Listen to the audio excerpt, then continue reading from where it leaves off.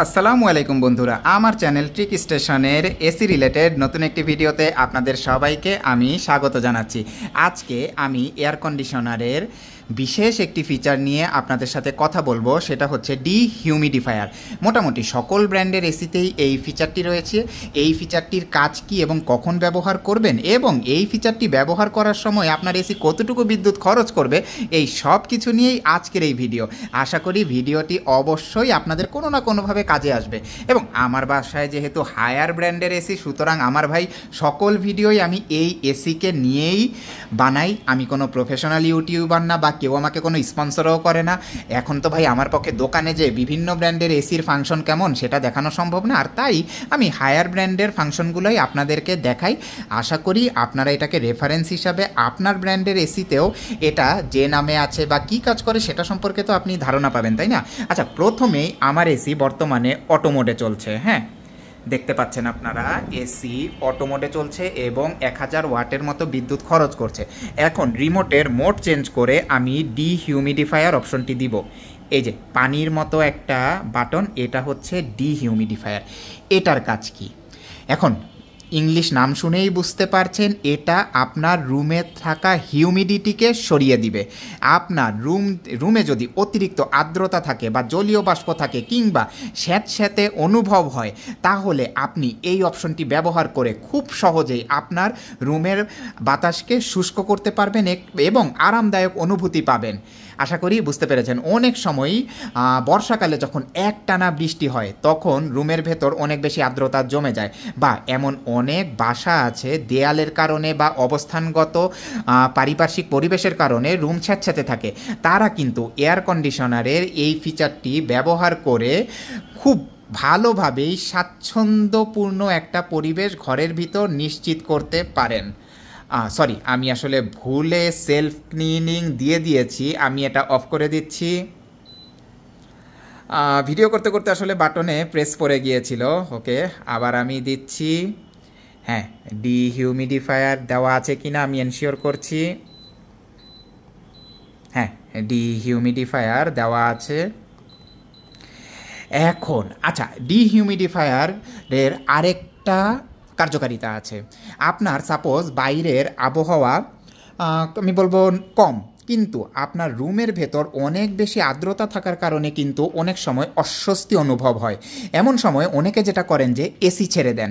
এখন এসি ছেড়ে দিলে সে কিন্তু আপনার রুমকে ঠান্ডা করে ফেলবে এবং অনেক বেশি বিদ্যুৎ খরচ করবে, কিন্তু আদতে কিন্তু আপনি স্বস্তি পাবেন না। তখন আপনার যেটা করণীয় হচ্ছে, আপনি এসি বন্ধ করে, কুলিং বন্ধ করে এই ডিহিউমিডিফায়ার অপশনটি চালু করে আগে রুমকে শুষ্ক করবেন। শুষ্ক করার পর এরপর আপনি তখন স্বস্তি পাবেন। তখন যদি আপনার মনে হয় যে রুমের তাপমাত্রা কমানোর প্রয়োজন, সেটা আপনি তখন ব্যবহার করতে পারেন, কিন্তু সেটা ডিহিউমিডিফিকেশন প্রসেস শেষ হবার পর গিয়ে। বাসার পাশের মসজিদে আজান শুরু হয়ে যাওয়ার কারণে ভিডিওতে আমি একটু আসলে পজ দিয়েছিলাম। আচ্ছা, আমার এসি কিন্তু ডিহিউমিডিফায়ার মোডে চলছে এবং তাপমাত্রা 29 ডিগ্রিতে সেট করা। এসি এই মুহূর্তে আপনারা দেখতে পাচ্ছেন যে মাত্র 43 ওয়াট বিদ্যুৎ খরচ করছে। এখন আমি একটু ডিহিউমিডিফায়ারের আরেকটা সুবিধা বর্ণনা করি। এটা কিন্তু আর্দ্রতা কমানোর মাধ্যমে রুমে ফাঙ্গাস এবং ব্যাকটেরিয়ার জন্ম নেওয়াও প্রতিরোধ করে এবং আপনার রুমের কাঠের আসবাবপত্র এবং ইলেকট্রনিক্সকেও ভালো রাখতে সহায়তা করে। আচ্ছা, আসলেই কি এত কম বিদ্যুৎ খরচ করে ডিহিউমিডিফায়ার মোড? ফ্যানের চেয়েও কম? আমি একটু তাপমাত্রার সেটিংসটা চেঞ্জ করে দেখি তো, 2 ডিগ্রি কমিয়ে দিলাম। তাতে কি বিদ্যুৎ খরচ বাড়বে? কিছুক্ষণ অপেক্ষা করি। বাদ বাকি সকল জিনিস আমি কিন্তু অটো মোডে দিয়ে রেখেছি। আপনারা ফ্যানের স্পিড দেখতে পাচ্ছেন যে অটো মোডে দেওয়া, এবং 27 দেওয়ার পরেও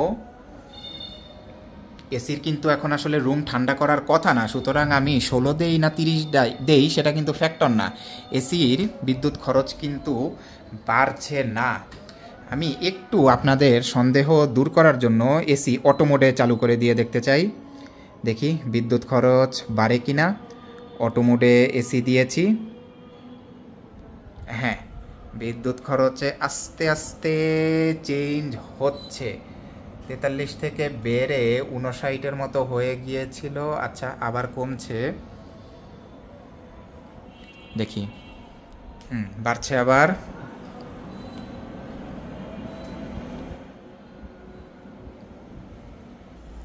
এবারে আমি দ্রুত রেজাল্ট দেখার জন্য কুলিং মোড দিয়ে দিলাম, তাপমাত্রাও একটু বাড়ায়, আবার 29 দেই। হ্যাঁ, দেখতে পাচ্ছেন এসি কিন্তু 1 কিলোওয়াটের উপর বিদ্যুৎ খরচ করছে। তার মানে আমার মনে হয় আমরা এখন মোটামুটি নিশ্চিতভাবেই বলতে পারি যে ডিহিউমিডিফায়ার মোডে এসি আসলে তেমন কোনো বেশি বিদ্যুৎ খরচ করে না। আবারও আমি